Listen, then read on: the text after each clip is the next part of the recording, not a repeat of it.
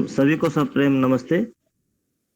ओम वेदाहमेतं पुरुषं महन्तं आदित्यवर्णं तमसः परस्तात् तमेव विदित्वाति मृत्युमेति नान्या पन्था विद्यते अयनाय नान्या पन्था विद्यते अयनाय।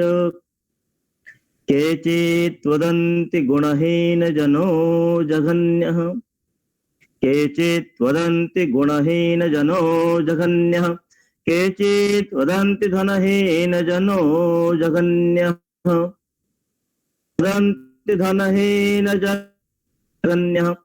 व्यासवदत्यखिल शास्त्र गिरां प्रणीता नारायण स्मरहीन जनो जघन्यः नारायण स्मरहीन जनो जघन्यः। प्यास बिन नीर पीने से क्या फायदा प्यास बिन नीर पीने से क्या फायदा श्रम नहीं तो पसीने से क्या फायदा श्रम नहीं तो पसीने से क्या फायदा।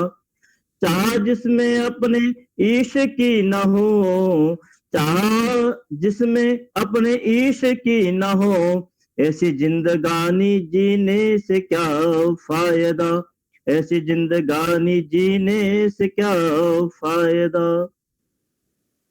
सम्मान्य पूज्य माता प्रेम सरवाल जी ने बहुत सुंदर अभी भजन की प्रस्तुति दी।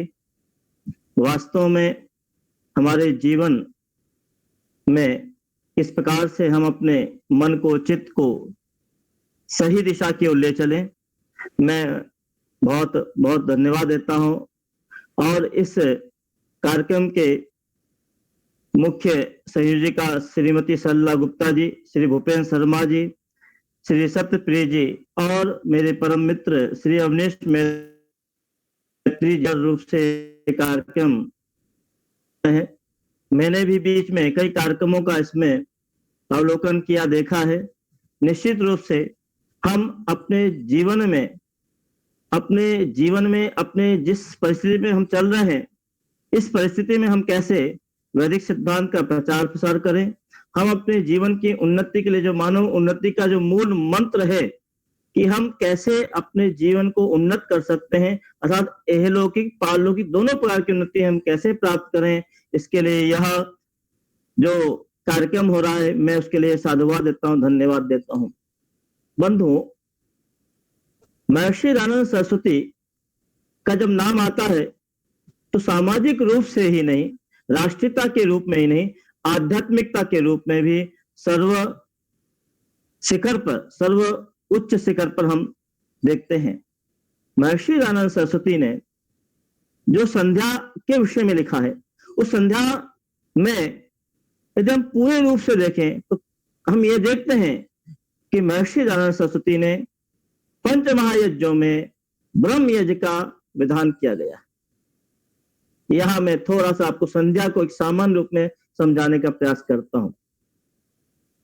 जैसे कोई व्यक्ति किसी विशेष प्रिय व्यक्ति से मिलने के लिए जाता है, बहुत प्रिय है, बहुत प्रसिद्ध व्यक्ति है, जब उससे मिलने के लिए वह जाएगा, या यूं मान लीजिए यदि हम प्रधानमंत्री के यहाँ मिलने के लिए जाता, उससे समय हमको मिल जाता है तो हमारे मन में एक बहुत बड़ी उत्सुकता होती है, हमारे मन में एक जिज्ञासा होती है और हम ये चाहते हैं और देखते हैं कि हम कितना अच्छी तरह से वहां जाएं। तो यही वास्तव में जो संध्या का है वह भी परम पिता परमात्मा जो हमारा प्राणों से भी प्रिय है, ऐसे परमात्मा से जब हम मिलने की इच्छा रखते हैं तो उसके लिए भी हमको बहुत सारी तैयारी करनी पड़ती है।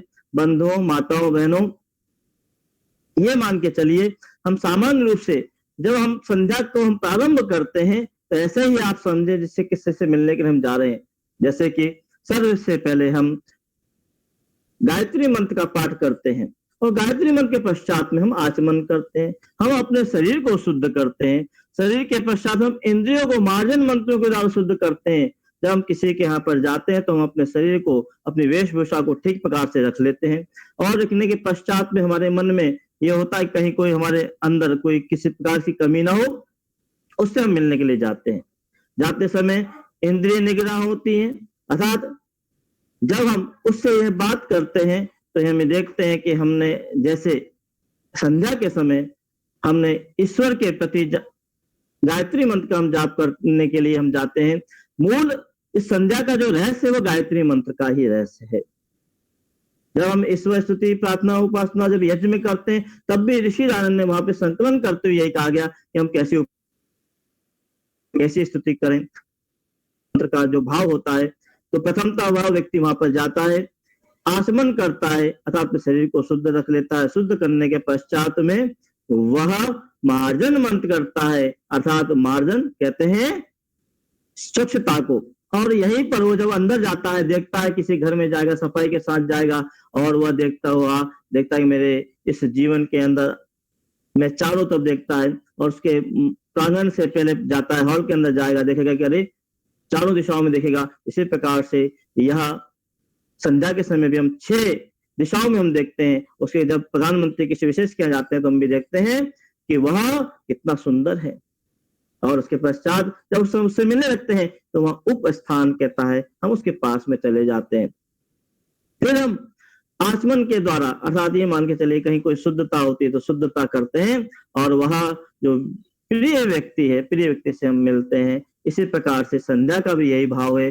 दूसरे रूप में हम ये कहें कि इस मंत्र में जिस मंत्र का हमने प्रारंभ किया था इसका नाम था गायत्री मंत्र, और वही गायत्री मंत्र अंत में भी हम मंत्र बोलते हैं, मंत्र का जाप करते हैं। माताओं बहनों, वास्तव में संध्या का एक नाम है ब्रह्म यज्ञ। इससे पहले हम ये समझते हैं संध्या आखिर में कहते किसे हैं और संध्या को संध्या क्यों कहा गया है। उपासक लोग जिस क्रिया में चिंतन करते हैं वह कर्म है, वह संध्या कहलाती है। यहाँ पर समपूर्वक ध्येय चिंतायाम जो धातु है इससे यह संध्या का शब्द का निर्माण होता है। दूसरे अर्थ में जो समय दिन रात को मिलाने वाला है वह संध्या समय कहलाता है। दूसरे अर्थ में हम कहेंगे सम उपसर्ग पोषण धातु से यह संध्या शब्द बनता है। वास्तव में संध्या का जो समय वह दिन और रात का मिलन संधि वेला कहलाती है। यही कारण है कि जब हम जो संधिवात रोग होता है हम उसको भी संधि कहते हैं।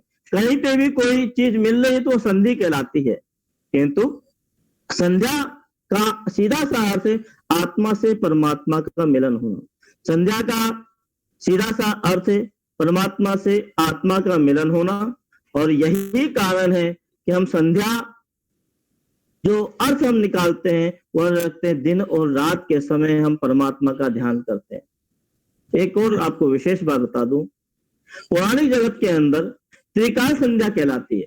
अर्थात उनका कहना है कि जहां जहां संधि हो रही है वो सब संध्या समय है, इसलिए वहां त्रिकाल संध्या कहलाती है। 3 बार वो संध्या करते हैं, प्रातः काल करेंगे, मध्याह्न में करेंगे और सायंकाल भी करते हैं। परंतु हम इस बात को नहीं मानते हैं। वैदिक परंपरा के अंतर्गत त्रिकाल संध्या के लिए निषेध किया गया है। संध्या संध्याम उपासित न उद्यते अर्थात दिन रात की जो संधि वेला है उसी में हमें संध्या करनी चाहिए, ये याज्ञवल्क्य ऋषि ने कहा है। इसलिए त्रिकाल संध्या जो पौराणिक जगत में होती है वह अनुचित है। एक बात और हमारे मन में आती है, हम संध्या नहीं करेंगे तो क्या होगा, संध्या से हमारा क्या लाभ मिलता है। इसके पहले हम ये जान जाए, मनु महाराज ने बड़े स्पष्ट रूप में कह दिया है, न तिष्ठते तू यह पूर्वा न उपासे यश पश्चिमाम सशूद्रवत बहिष्कार्य सर्वस्मात् द्विज कर्मणः। यहाँ कहा गया कि जो व्यक्ति संध्या नहीं करता है उसको द्विज नहीं माना जाए। आप सभी जानते हैं, आप बहुत सुनते हैं और ये जानते हैं कि द्विज कहते किसको है। द्विज का अर्थ होता है जिसका 2 बार जन्म होता है। द्विज का अर्थ होता है जिसका 2 बार जन्म होता है, इसलिए पक्षी को भी द्विज कहते हैं। पक्षी का पहले बार माँ के गर्भ से अंडा होता है और अंडे से फिर उसका जन्म होता है, इसलिए द्विज कहते हैं। और यही कारण है ब्राह्मण को, क्षत्रिय को, वैश्य को, इन तीनों को भी द्विज कहा गया है। पहली बार वो माँ के गर्भ से उत्पन्न होते हैं और दूसरी बार वो आचार्य के गर्भ से वह उत्पन्न होते हैं। इसलिए जो व्यक्ति यदि द्विज है तो उसे ब्राह्मण, क्षत्रिय और वैश्य इन तीनों को ही संध्या कन्या अनिवार्य है। हम यह भी समझ चुके हैं कि जो संध्या हम करते हैं वो संधि वेला में करते हैं। संध्या का समय दिन और रात के मिलन का जो समय है उस समय में संध्या करनी चाहिए। साथ हम जब संध्या करते हैं तो हम क्यों संध्या करें, ये हमारे मन में बार बार प्रश्न आता है। एक चीज स्पष्ट रूप से है कि महर्षि दयानंद सरस्वती ने इस संध्या को करने के लिए और करते समय के लिए यह कहा गया है कि हम जो संध्या करते हैं वो परमात्मा के मिलन के लिए करते हैं। और वहीं पर संध्या का दो भाग में हम विभाजन करते हैं, एक होता है स्वाध्याय और दूसरा होता है ब्रह्म यज्ञ। अर्थात ब्रह्म का वैसे तीन अर्थ कहलाते हैं। ब्रह्म का अर्थ वीर्य होता है, ब्रह्म का अर्थ वेद होता है, ब्रह्म का अर्थ परमात्मा होता है। स्वाध्याय व्यक्ति करता है तो वह भी ब्रह्म यज्ञ कर रहा है। स्वाध्याय का अर्थ होता है स्व अपना अध्ययन करना, अपना चिंतन करना, और यही चिंतन उस व्यक्ति को अपने जीवन में उन्नति को प्राप्त कराता है। संध्या हम दूसरे अर्थ में यह भी कह सकते हैं कि प्रातः काल जैसे कि एक व्यापारी है, वह अपने एक बैलेंस शीट बनाता है, एक कार्य योजना बनाता है और सोचता है कि मेरे को शाम तक इतना काम करना है, और फिर शाम को फिर बैठता है, फिर वह विचार करता है लेकर सायंकाल तक जो मेरी कार्य योजना थी, जो मुझे कमाना था, मुझे जो व्यापार करना था, उसमें कोई कमी तो नहीं रहेगी। यही अर्थ वास्तव में संध्या का भी कहलाता है। उस का स्मरण करते हैं। मैं जो चिंतन देना चाहता हूं वह अंत में दूंगा आपको कि वास्तव में ऋषि दयानंद ने इसमें क्या रहस्य भर दिया, का क्या अर्थ है, इसके अंतिम जो चलन है उसमें आपको मैं बताऊंगा। दूसरे अर्थ में हम ये सोचते हैं, दूसरे रूप में हम ये कहते हैं कि वास्तव में जब हम संध्या करते हैं तो संध्या के अंतर्गत हमारे 6 अंग कहलाते हैं। 6 अंग कौन कौन से हैं? शरीर है, शरीर हो गया, मन हो गया, चित्त हुआ और अहंकार हुआ। ये 6 हमारे इस संध्या के अंग हैं। जब हम आचमन करते हैं तो शरीर को शुद्ध करते हैं, जब हम अंग स्पर्श करते हैं तो हम इंद्रियों को शुद्ध करते हैं, मार्जन मंत्रों से हम इंद्रियों को शुद्ध करते हैं, प्राणायाम के द्वारा हम मन को शुद्ध करते हैं। इसमें एक और विशेष बात है, जब हम प्राणायाम करते हैं तो महर्षि दयानंद सरस्वती ने लिखा है कि हमें 3 प्राणायाम करना चाहिए। और वही मनु महाराज का उदाहरण भी है कि अद्भिगात्राणि शुद्धन्ति मना सत्येन शुद्धति विद्या तत्वोपराम भूतात्मा बुद्धि ज्ञानेन शुद्धति। अर्थात ये जो शरीर है अद्भिगात्राणि शुद्धन्ति, ये जल से शुद्ध होता है। मन जो होगा वो सत्य से शुद्ध होगा। विद्या तपोभ्याम भूतात्मा, विद्या और जो आत्मा है वह उन्नति को प्राप्त होती है। इसलिए संध्या के जो 6 अंग हैं, 6 प्रक्रियाएं हैं, उसमें भी यही है कि हम अपने जीवन के अंतर्गत हम आगे चलते रहते हैं तो शरीर आएगा। संध्या का पहला अंग शरीर है, और दूसरा इंद्रिया है, तीसरा मन है, और चौथा जो है बुद्धि है। अगमर्षण जो मंत्र है वो बुद्धि के रूप में। कई बार यह विचार आता है लोगों के विद्वानों के द्वारा, अग का अर्थ है अगमर्षण मंत्र, इसका अर्थ ये मानते हैं अग मतलब पाप। पर वास्तव में देखें इन तीनों मंत्रों के अंतर्गत ऐसा कहीं पे भी कुछ नहीं कहा गया।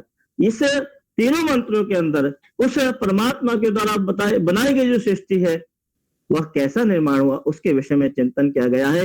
निश्चित रूप से बुद्धि का जो तत्व है, बुद्धि विचार करती है, और यह इस मंत्र में, इन तीनों मंत्रों के अंदर परमात्मा के द्वारा बनाई गई प्रकृति को देखती है, कहती है वाह बहुत सुंदर सी रचना की गई है परमात्मा ने। और चित्त कहना कि वृत्तियों को रोकने का नाम ही योग है, चित्त। तो इसलिए चित्त जो होता है वो 6 मनसा, मन के द्वारा 6 तरफ घूमता रहता है। वो प्राची में पूर्व में जाएगा, पश्चिम में जाएगा, उत्तर में जाएगा, दक्षिण में जाएगा, नीचे जाएगा, ऊपर जाएगा, और इस प्रकार से वह मन 6 दिशाओं में घूमता हुआ सबको देखता रहता है और अंत में उपस्थान आ जाता है। अहंकार के लिए उपस्थान, उप मतलब पास में बैठ जाना, इसमें परमात्मा आत्मा के पास में जब जाता है, आत्मा परमात्मा के पास जब आते हैं तो उपस्थान के रूप में वह व्यक्ति अहंकार उसका समाप्त होने लगता है और फिर पुनः आचमन का विधान करते हैं हम, और अपने इंद्रिय में, अपने शरीर में कहीं कोई कमी होती है तो उसको हम दूर करने का प्रयास करते हैं। यहाँ एक विशेष बात आपको बताता चलूं, इसके पश्चात गायत्री मंत्र का हम जाप करते हैं। गायत्री मंत्र का जब जाप किया जाता है तो एक विशेष चीज है कि सांगोपांग जब फलदायक होता है। एक वाल्मीकि में विषय में, वाल्मीकि रामायण में राम के विषय में कहा जाता है कि विश्वामित्र के परम उदार वचन को सुनकर के दोनों भाई राम और लक्ष्मण ने स्नान करके परम जप गायत्री का जप किया। विश्वामित्र बोले, हे नरोत्तम, नरों में उत्तम राम, ऋषि लोग स्नान जप और यज्ञ के करने वाले हैं। यह वाल्मीकि रामायण में कहा गया। इसका अर्थ यह भी निकलता है कि हमारे जो राम, मर्यादा पुरुषोत्तम राम, वो भी संध्या करते थे। संध्या और जप की जब बात आती है तो जप किसका करना चाहिए, तो मैं वही बात कहना चाहता हूं कि 6 जब प्रक्रियाएं हमारी पूरी हो जाती हैं संध्या के समय, तो जो मुख्य मंत्र है उसका नाम है गायत्री मंत्र। और इस गायत्री मंत्र का जप करना हमारे लिए आवश्यक है। या यूं कहूं, हम किसी चीज की खोज कर रहे हैं, एक हमारा बक्सा है, बक्से के अंदर चाबी है और उसके ऊपर एक और बक्सा है, फिर अनेकों बक्से लगे हुए हैं, और सारे बक्सों को यदि हम यदि नहीं खोलेंगे, एक बक्सा, दूसरा, तीसरा, चौथा, पांचवा, छठा, जब हम अंतिम जो बक्से की हम चाबी हमको मिलेगी उसकी, तो उसका नाम है गायत्री मंत्र। वो गायत्री मंत्र, इसे ब्रह्म यज्ञ का, संध्या का जो मूल मंत्र है तो वह गायत्री मंत्र है, उसका ही जाप करना। यही नहीं, जब हम जाप की हम बात करते हैं तो निश्चित रूप से महर्षि दयानंद के विषय में हमने पढ़ा है, देखा है, वहां बार बार ये कहा जाता है, महर्षि दयानंद सरस्वती ने गायत्री मंत्र पर बहुत अधिक बल दिया। गायत्री मंत्र का जाप करने के लिए कहा गया। और फरुखाबाद में जब वहां पर शास्त्रार्थ हो रहा था तो उस समय कहा, गायत्री जाप जो वेदोक्त रीति से करे तो फल अच्छा है। मुल्तान के अंदर कहा गया, 4 वेद का यही मूल गुरु मंत्र है, सब ऋषि मुनि का जप करते थे। ग्वालियर में जब भागवत कथा का उनके पास में निमंत्रण आया तो कहने लगे, गायत्री पुरस्कार होना चाहिए, भागवत के सप्ताह में हम सभी कभी भी सम्मिलित नहीं होंगे। सत्यार्थ प्रकाश में लिख दिया, परंतु यह जप मन से करना उत्तम है। बंधुओं, माताओं, बहनों, गायत्री मंत्र का बहुत ही विशेष लाभ है और उसकी विशेष जप करने की प्रक्रिया है। समाज के विरोध करते हैं, पर ऐसा नहीं है। जप का जो विरोध करते हैं वह केवल इसलिए वहां पर विरोध किया जाता है कि केवल मंत्र का या किसी चीज विशेष का हमको जप नहीं करना चाहिए, क्योंकि तद जपस तदर्थ भावनम, हम जब जप करें तो उसके अर्थ का चिंतन भी हमारे जीवन में होना चाहिए। केवल जप करने से, केवल मंत्र जप करने से जिस प्रकार से तोता रटन वाला कार्य होता है, उससे हमको कोई विशेष लाभ नहीं मिलता है। गायत्री मंत्र का जप करने के पश्चात, या यूं कहें कि गायत्री मंत्र का हम जाप क्यों करें, हमने अपने गुरु विरजानंद, महर्षि दयानंद के गुरु के जीवन में पढ़ा है कि उन्होंने सूरज के अंदर घंटों घंटों गायत्री मंत्र का जाप किया और उन्हें एक विशेष जीवन के अंदर उपलब्धि प्राप्त हुई। इसलिए याद रखिए, गायत्री जप से सबसे बड़ा जो हमको लाभ मिलता है वह हमको मिलता है वासनाओं का नाश। जीवन के अंदर जब जो भी कर्म करते हैं तो उससे हमको 2 प्राप्ति होती है। पहला जो प्राप्ति होगी वह उसका फल होगा और दूसरी जो प्राप्ति होगी वह होगी वासना। या यूं कह लें कि किसी चोर ने चोरी करी तो चोरी का फल तो उसको दंड मिल गया, किंतु जो उसकी वासना बन गई है। और एक बार चोरी करी तो एक वासना, दूसरी बार चोरी करी दूसरी वासना, तीसरी बार चोरी करी तो तीसरी वासना। इस प्रकार से व्यक्ति के जीवन में वासनाएं बढ़ती रहती हैं और उसका जीवन अवनति को प्राप्त कर लेता है। इसलिए कहा गया गायत्री मंत्र जप करने से हमारी जो वासना है वह समाप्त हो जाती है। इसलिए कहा ना तप स्वाध्याय ईश्वर प्रणिधानानि क्रिया योग। हम दूर करना चाहते हैं, हम यदि जप के महत्व को समझना चाहते हैं तो तप बहुत आवश्यक है। तप हम करते हैं, स्वाध्याय करते हैं और स्वाध्याय के पश्चात ईश्वर के प्रति समर्पण करना। मैं वही आने वाला हूं जिस बात के लिए मैं इस पूरे के पूरे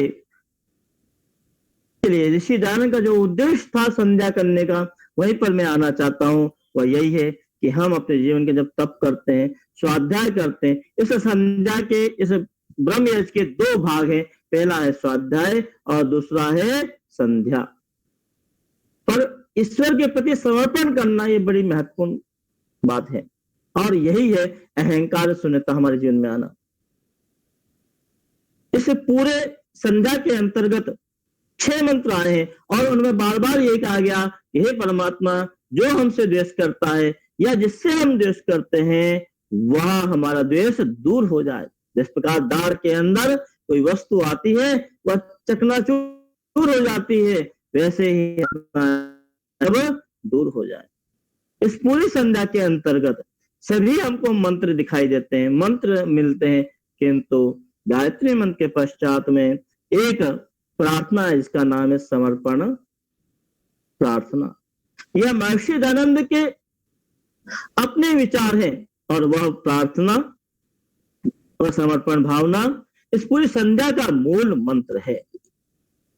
हमारे जीवन का जो उद्देश्य है, हम अपने जीवन का, मनुष्य जीवन का जो उद्देश्य है, यदि हम इसको समझना चाहते हैं, हम इस उद्देश्य को कैसे पूरा करें वह भी इस पूरी की पूरी प्रार्थना में कहा गया है।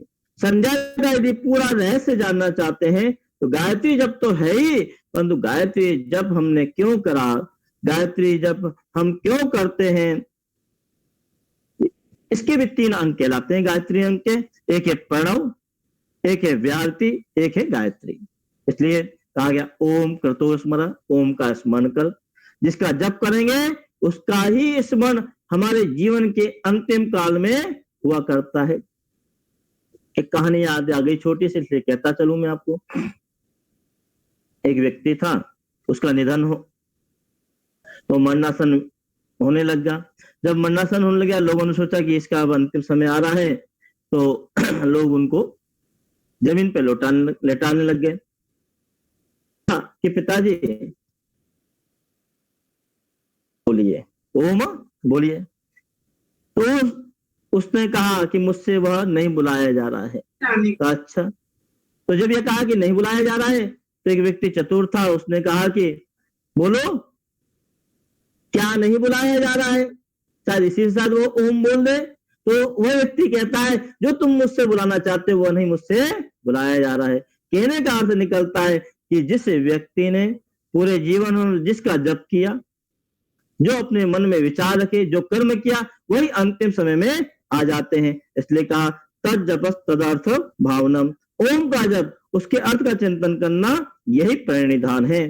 परिनिधान का अर्थ यही कहलाता है। एक चीज और आपको स्पष्ट क्लियर कर दूं कि जप कैसे करना चाहिए, उच्चारण करके करना चाहिए, जोर से बोलना चाहिए या मन में बोलना चाहिए। इसलिए कहा गया उपांशु जप करना चाहिए और उपांशु जप 100 गुना होता है और उपांशु जप से भी अधिक हमारा मानस जो मन से हम बोलते हैं वह 1000 गुना होता है। तो मैं आपको जो बता रहा था कि वह मंत्र की जो प्रक्रिया है और मंत्र की जो समर्पण की जो भावना है, समर्पण की भावना में यह बात हमारे पास में बार बार आई और ऋषि दयानंद के इस वाक्य को आप भी दोहरा सकते हैं। क्या बोलते हैं, अरे सुनना, उसको बंद कर। हे ईश्वर, हे ईश्वर, क्या प्रार्थना है, हे ईश्वर दयानिधे भगवत कृपया अनेना। परमात्मा से ऋषि रानी ने जो प्रार्थना करी है, इस संध्या के अंतर्गत जो शब्द, जो विचार महर्षि रानी ने संयोजन किए हैं, वह कहा, हे ईश्वर दयानिधे कृपा अनेन, आपकी कृपा से। दयानिधे ईश्वर के लिए महर्षि राम सरस्वती ने आर्य समाज के द्वितीय नियम में कह दिया, ईश्वर सच्चिदानंद स्वरूप है, निराकार है। पूरी व्याख्या करते हुए कह दिया कि उसी ही परमात्मा की, ईश्वर की हमको उपासना करनी चाहिए। ईश्वर के विषय में जब यहाँ कहा गया तो यहाँ पर कहा गया, हे ईश्वर तू दयानिधि है, दया का भंडार है।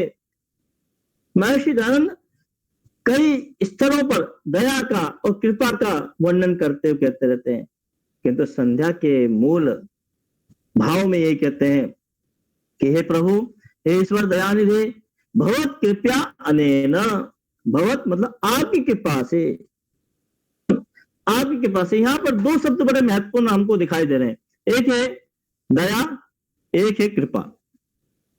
कृपा और दया, इस पर हम विचार करें तो बहुत समय लग सकता है, पर सामान्य रूप से हम जानेंगे उस परमात्मा की कृपा सब पर हो रखी है, जो हम कर्म करते हैं। कृपया अनेन, हे ईश्वर दयानिधे बहुत कृपया अनेन जप उपासना आदि कर्मणा। जप कर्मणा, जप के विषय में अभी हमने बात करी कि हम जप करें। दो जप मुख्य हैं, तीन चीजें कहलाई थी, एक तो है प्रणव, एक है व्याति, एक है गायत्री। ओम का जप करना, उस परमात्मा का जप करना भी हमारे लिए बहुत ही मुख्य है। हम ओम का उच्चारण करते हैं और ओम का तो स्मरण, हे जीवात्मा तू ओम का स्मरण कर। जप, जप और उपासना, उपासना उस परमात्मा के निकट में हो जाना, उपासन। इसलिए महर्षि नारायण को यह मंत्र बड़ा प्रिय था, ओम विश्वान देव सवितर दुरितानि परासुव यद भद्रम तन्नासुव। क्या कहना चाहेंगे? कहने का अर्थ है कि संसार के अंदर वेद में ये कहा गया है, कोई व्यक्ति किसी से प्रेम करे तो कैसे प्रेम करे? जैसे कि नवजात बछड़े के साथ में गाय गौ माता प्रेम का, अपनी जीवा से उसकी गंदगी को साफ करती है और साफ करने के पश्चात में उसको दूध पान कराती है। एक प्रकार से ऋषि को भी यह मंत्र इसलिए प्रिय था क्योंकि इसमें कहा गया दुरितानि परासुव, हम अपने दुर्गुणों को दूर करते जाएं, और यद भद्रम तन्ना आसुव, हम अच्छाइयों को ग्रहण कर लें। तो कहा जप उपासना आदि कर्मणा।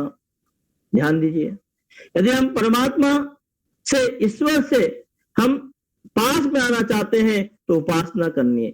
और महर्षि दयानंद सरस्वती ने वेद के मंत्र का संकलन करते हुए यज्ञ से पहले इसलिए दे दिया, ईश्वर स्तुति प्रार्थना उपासना मंत्र, वहां पर भी उपासना कहा गया। और यही कारण है कि महर्षि दयानंद सरस्वती जी ने आर्याभिविनय के द्वारा भी मंत्रों में उपासना की पद्धति और उपासना के मंत्रों का संकलन किया। आइए हम इसको समझते चलें। हे ईश्वर दयानिधे भवत कृपया अनेन जप उपासना आदि कर्मणा। यह बहुत ही मूल मंत्र है। जप करना है, उपासना करनी है, पास में आसन में बैठ जाना।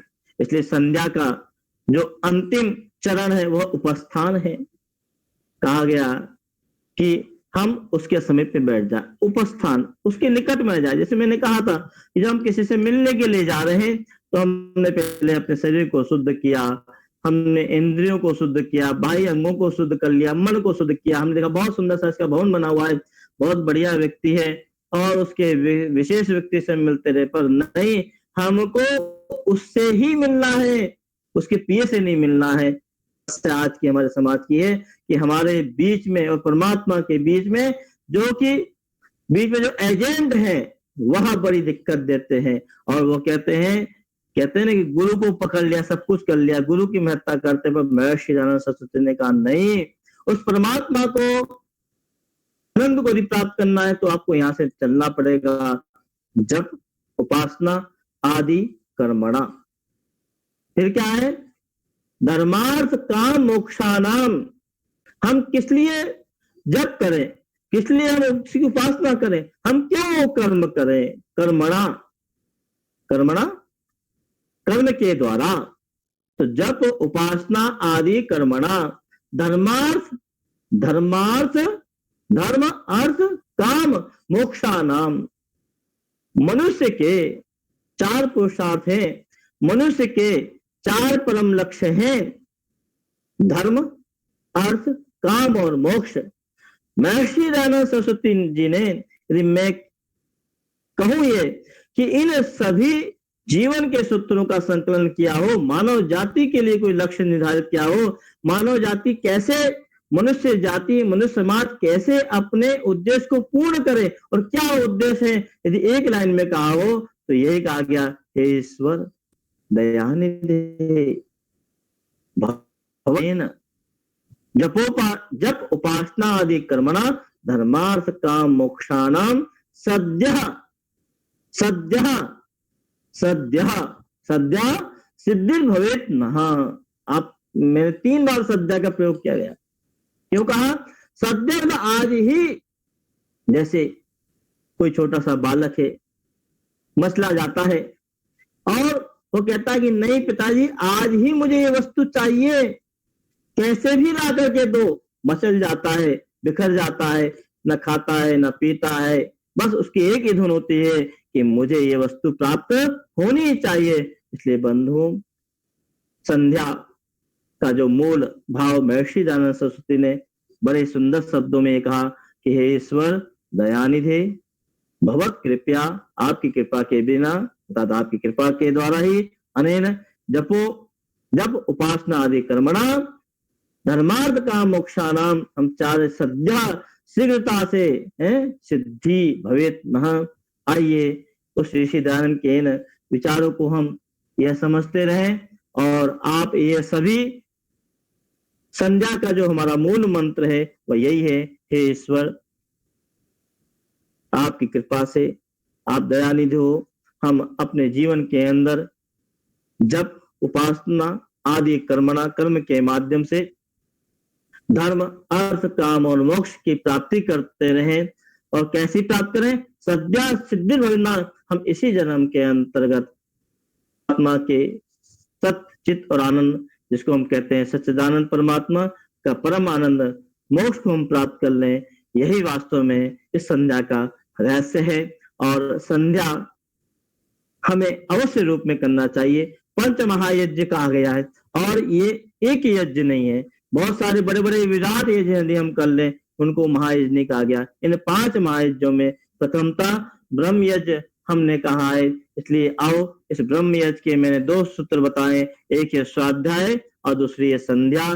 संध्या का सीधा अर्थ है आत्मा परमात्मा से संधि वेला में अर्थात उसके आनंद की प्राप्ति करने के लिए है। और उस परमात्मा कितना बड़ा है, वह दयानिधि है, वह दया का भंडार है, उसकी कृपा से ही हम जप उपासना आदि कर्मणा के माध्यम से हम अपने जीवन के अंदर जो जीवन के 4 लक्ष्य हैं, धर्मार्थ का मोक्षा नाम सद्या सिद्धि भविन्ना, हम उसको आज ही प्राप्त कर सकते हैं। आओ, क्योंकि इस समय का हमें कोई पता नहीं, आज इस भयंकर विकट स्थिति के अंदर संसार में हर व्यक्ति परेशान है, दुखी है, किंतु वह परम आनंद को यदि प्राप्त कर सकता है तो वह संध्या के द्वारा ही हम कर सकते हैं। और संध्या का स्थान भी हमारा निश्चित होना चाहिए, समय भी निश्चित होना चाहिए और हम आज हम प्रतिज्ञा लें कि हम संध्या करेंगे और उस परमात्मा के दिए हुए जो उपकार है उनको हम उन ऋण से ऋण होने का हम प्रयास करते होंगे। मैं केवल एक ही शब्द यह कहना चाहूंगा कि हम उस ऋषि दयानंद के प्रति अपना समर्पण देते हैं कि कहते हैं यदि दयानंद नहीं होते तो आज हम कहाँ होते हमें नहीं पता होता। इसलिए कहा दर्द से हृदय में छंद होते हैं, दर्द से पैदा हृदय में छंद होते हैं, प्रीति के तट पर सभी निर्द्वंद होते हैं, जब कहीं कलिकाल खिलता है तब कहीं जाके दयानंद होते हैं, दयानंद होते हैं। मैं आप सभी का बहुत बहुत धन्यवाद करता हूं। और जो पहला चरण मैंने कहा था, प्यास बिन नीर पीने से क्या फायदा, प्यास बिन नीर पीने से क्या फायदा, श्रम नहीं तो पसीने से क्या फायदा, श्रम नहीं तो पसीने से क्या फायदा, चाह जिसको अपने इश्क की न हो, चाह जिसको अपने इश्क की न हो, ऐसी जिंदगानी जीने से क्या फायदा। आप सभी का बहुत बहुत धन्यवाद। आपने वैदिक विचारों को सुना। वैदिक सिद्धांत का एक बहुत बड़ा पहलू है। यदि इस संसार के सभी व्यक्ति उपासना पद्धति को समझ लें, जब तक हमारी उपासना पद्धति एक नहीं होगी, जब तक हम परमात्मा की उपासना पद्धति के जिस रास्ते पे हम जा रहे हैं, यदि हम एक उपासना पद्धति को नहीं समझेंगे बंधुओं, तो संसार में सबसे यदि कोई बड़ा झगड़ा है तो एक ही वो उपासना पद्धति का। और ऋषि दयानंद ने यह बार बार कहा कि हमारी एक उपासना पद्धति होनी चाहिए, और वह उपासना पद्धति केवल मात्र इस संध्या के अंतर्गत दी गई है। आइए हम इस पर और चिंतन करते रहें, मनन करते रहें। केवल मात्र हम संध्या के मंत्रों को ना बोले, संध्या के मंत्रों के अर्थ का चिंतन करते हुए, गायत्री मंत्र का चिंतन करते हुए, और ऋषि दान ने जो प्रार्थना करी है